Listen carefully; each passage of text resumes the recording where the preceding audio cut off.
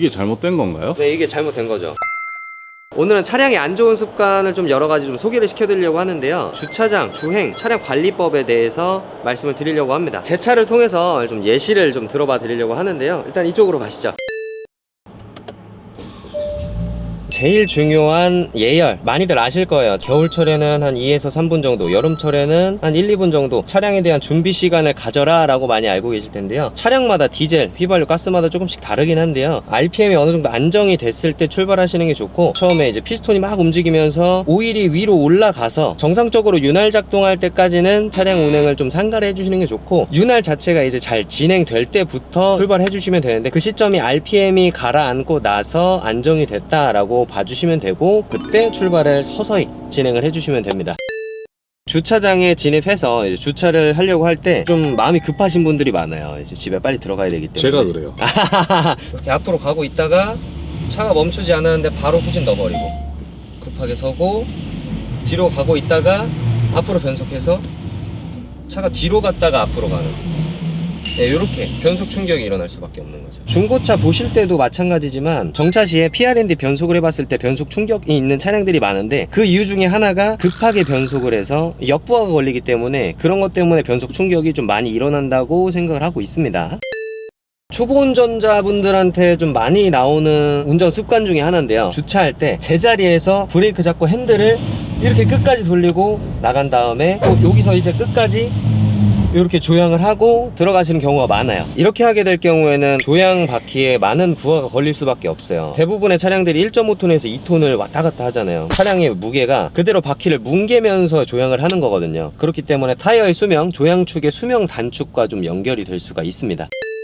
유턴할 때 좀 급하게 유턴을 하거나 좌회전 우회전 할 때 좀 급하게 하는 경우가 있어요. 핸들을 끝까지 돌려서 급한 마음에 더 꺾겠다고 탁 이렇게 하는 경우가 있어요. 이렇게 하게 되면 오목기어의 유격 소음, 그리고 하체에 붙어있는 볼 조인트들한테 이제 충격이 가해져서 아무래도 수명 단축이 될 수 있기 때문에, 이렇게 좀 급하게 탁탁 핸들을 돌리는 습관은 좀 자제를 해주시면 차량 수명에 도움이 됩니다.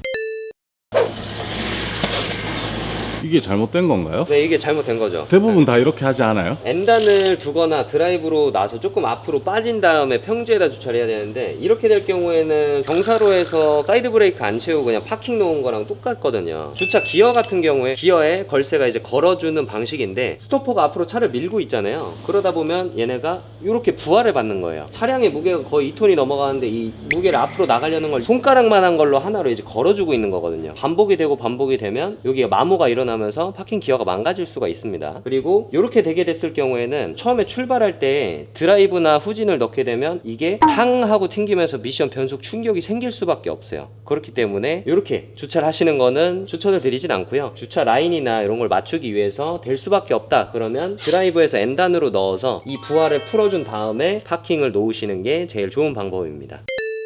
이렇게 N단으로 떼놓고 신호대기를 하시는 분들이 많은데, N단에 놓는 것까지는 저는 괜찮다고 생각을 하거든요. 근데 N단에 두다가 갑자기 신호가 켜져서 바로 출발해야 될 경우, 급하게 드라이브를 넣고 바로 출발을 해야 되는데, 미션은 N단에 두면서 나갈 준비를 하지 않고 있다가 갑자기 드라이브로 변속을 하고 바로 튀어나가야 되기 때문에 미션에 부하를 더 줄 수밖에 없는 상황이라서 솔직히 저는 이렇게 추천을 드리진 않아요. 요즘에는 오토홀드 기능이 나오는 차량들이 많기 때문에 이 기능을 좀 많이 잘 쓰셔서 신호대기 하실 때 N단을 넣고 기다리시는 행동은 하지 않으셨으면 좋겠습니다.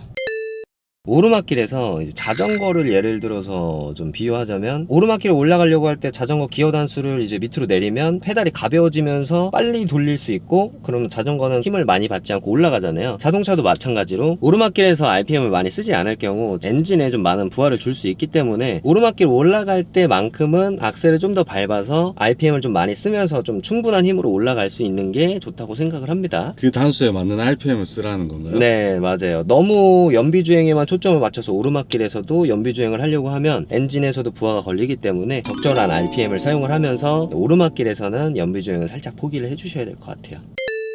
휠을 보시게 되면 이렇게 나비 붙어져 있는 걸 보실 수가 있는데, 이거 같은 경우에는 휠의 밸런스를 잡아주기 위해서 여기다 무게추를 달아 놓은 거거든요. 밸런스가 안 맞으면 고속주행으로 막 돌아가는데 떨림이 발생할 수 있어서 핸들 떨림이나 차체 떨림의 원인이 될 수 있고요. 그리고 얼라이먼트 같은 경우에는 사람으로 따지면 자세 교정이거든요. 차량이 앞으로 똑바로 가야 되는데 계속 오른쪽으로 이렇게 간다거나 왼쪽으로 간다거나, 아니면 타이어가 이렇게 벌어져 있을 경우에는 편마모의 원인이 될 수 있어서 차량을 구매하시고 타이어만 교환하고 얼라이먼트나 휠 밸런스 이런 거를 신경을 안 쓰시는 분들이 계세요. 편마모가 일어나게 될 경우에는 타이어의 교환 비용이 이중 지출될 수 있기 때문에 중고차를 구입을 하시면 휠 밸런스랑 얼라이먼트도 좀 중요하다고 생각해서 이것도 좀 주기적인 관리를 해주시는 게 좋을 것 같습니다. 보면 너 차는 나비에 10개 붙어 있어? 휠 밸런스가 안 맞아서 여기까지 자동차 관리 방법을 좀 설명을 드렸는데요. 이렇게 좀 주행을 하시는 분도 계시고 아닌 분도 계실 거예요. 혹시나 다른 자동차 관리 요령을 알고 계신 분이 계시면 댓글로 남겨주시면 다음 영상에서도 좀 참고해서 영상을 촬영을 하도록 하겠습니다. 긴 영상 시청해 주셔서 감사합니다.